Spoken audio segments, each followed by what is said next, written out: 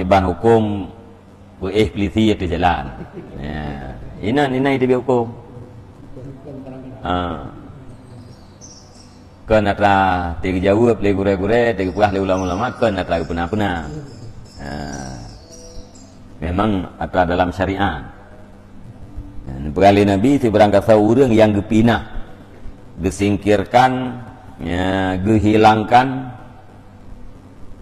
sesuatu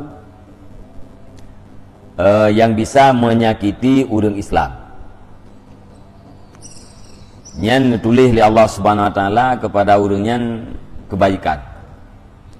Diberangkat orang yang kan tulis, yang kan takdirkan kebaikan oleh Allah Subhanahu Wa Taala, maka terhadap orangnya wajib syurga oleh Allah. Tapi sesuatu yang bisa menyakiti orang Islam. Buat ke anak batai ada jalan, buat kaya ada jalan, lehop ada jalan, ataupun kaya ada jalan, atau sesuatu yang tak pegat berjalan tapi bisa menyakiti orang Islam lain.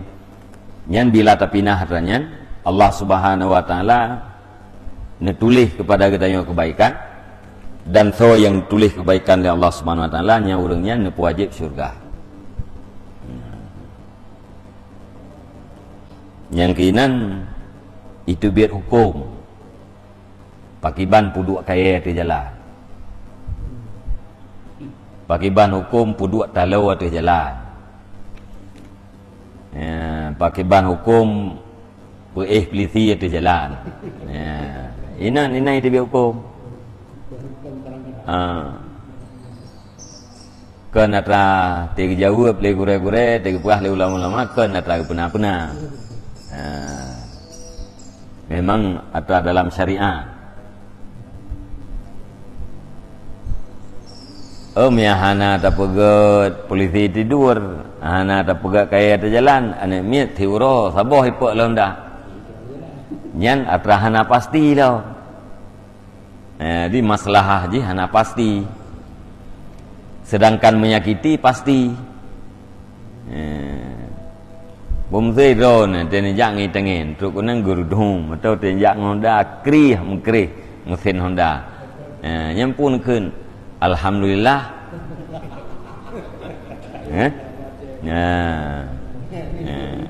Menyenekan alhamdulillah berarti nya nikmat, nyenekan puai pegat, nya berarti menyakiti. Lanjut. Termasuk naga tinggal boleh, termasuk geyubi hak jalan kepada orang yang jak berjalan. Bek toto tak ada dua apabila jalan. Yang termasuk memberi hak kepada orang jak berjalan. Bek toto tak ada dua apabila jalan. Nah sesuatu yang terganggu para pengguna jalan. Cuma menyatranya natra menyakiti berarti haram tak pegat. Ni haram tak pegat, selama atranya mentenggat selalu mengalir haram. Jadi kan sedekah menteng na jariah. Kan pahala menteng na jariah. Ada dosa pun nazid yang jariah. Ya benar.